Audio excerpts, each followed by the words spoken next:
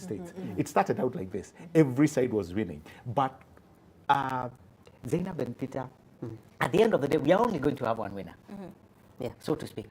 So it does not hurt to just be patient. Okay. And that is the problem we seem to be having as Kenyans. Okay. We are so quick to start doing all these shenanigans because nobody wants to be left behind. Right. But at the end of the day, we must realize we have one Kenya and we will only have one leader who emerges at the end of the day. All right. We're continuing with this conversation in just a bit. Our very own Rukia Bule is now joining us live from somewhere in Nairobi.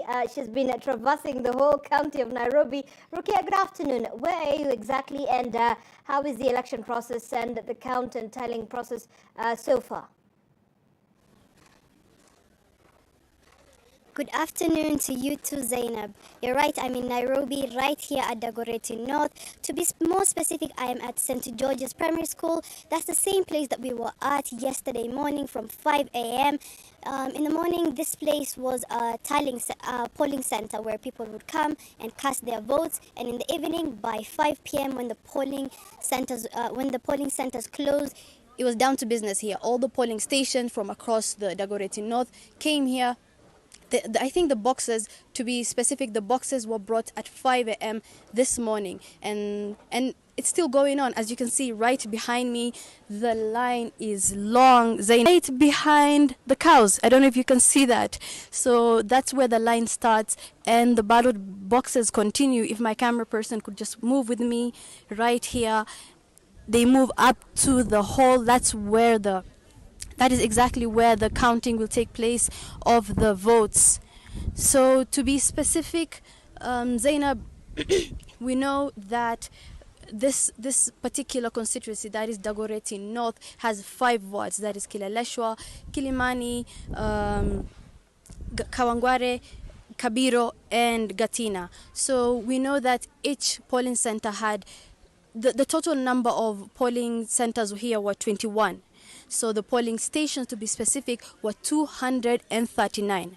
So far in the whole, they have tallied about 30 polling stations, and they have about 200 more to go. That is a big number considering the pace things are moving right now isn't so fast. It's a bit slow, but we're still waiting. We're still on the ground, keeping tabs, ensuring we get all the latest news for you. Another thing to keep in mind is that the turnout here was a bit low. We know in 2017 there were over 147,000 people that were registered to vote in Dagoretti North, and this year there were 157,000. There was an increase. However, the people that showed up weren't as much as it was anticipated. For example, one polling station was estimated to have 700 registered voters, and so far 400 people showed up per polling station. That means a bit more than half showed up, so the number isn't quite. Chairman of IEBC, Wafula Chebukati, stated that about 65% of the people 65% was the number that showed up, but we're still continuing.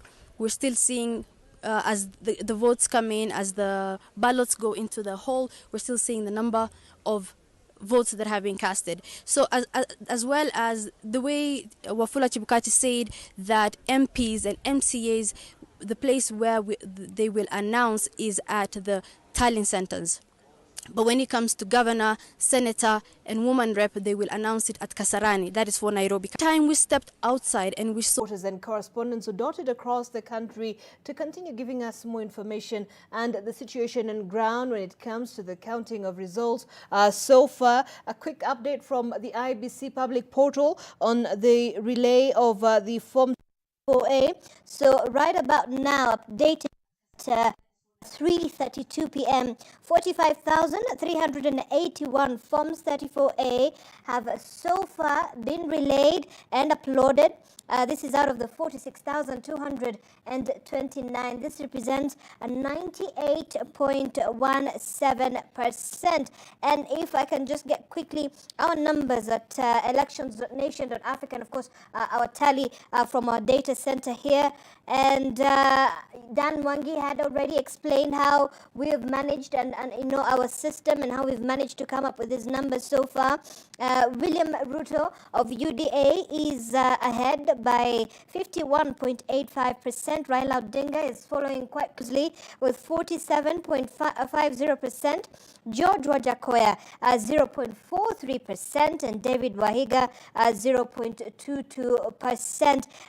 That's out of 4,496,585 votes that have been cast and counted so far. Remember, our formula is a little bit different, and that's why you are seeing the numbers quite different from perhaps the other media stations across the country. Well, let's just continue with this conversation. All right, before we do continue, we do also have Ibrahim Karanja also on standby to give us more updates on what is happening. Ibrahim, good afternoon. Tell us, how's the situation on the ground? Well, good afternoon, Zainab. It is true that we have been in Nandi County the entire day, and I have been in Nandi Hills constituency since morning. And what we can report right now is we have started receiving results, what we can call official results from Nandi Hills constituency. And what we can confirm to the viewers is that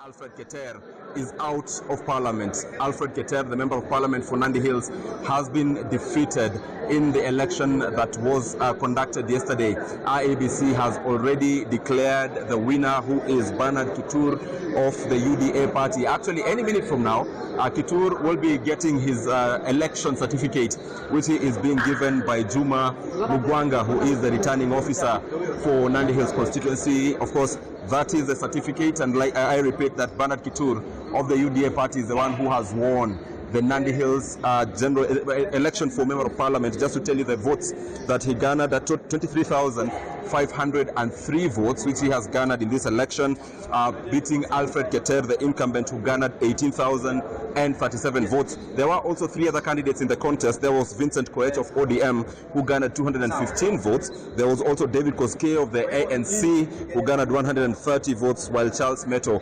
garnered 94 votes. And just in case you want to know who Bernard Kitur is, that is the member of parliament elect for Nandi Hills constituency. I will be speaking to him, and also just to show you also the returning officer, the man who's been in charge of the election in Nandi Hills constituency, Bwana Juma Mugwanga. But let me start with you, Bernard. Congratulations on your win. You are the member of parliament elect, some few minutes or seconds away from getting your election certificate. How do you feel, and what do you have to say to the people of Nandi Hills? Definitely, I'm very excited by the confidence of the people of Nandi Hills constituency. They have the trust in me that I can be able to represent them in the August House. Of course, it has been a tough journey. We've worked together with the people of Nandi Hills, and that resounding defeat, or the resounding win that the people of future for the people of Nandi Hills constituency. So I'm definitely very excited. I'm so happy to be representing the people of Nandi Hills constituency in the August House. And now, because the elections are over, I will allow you to speak some very brief politics, because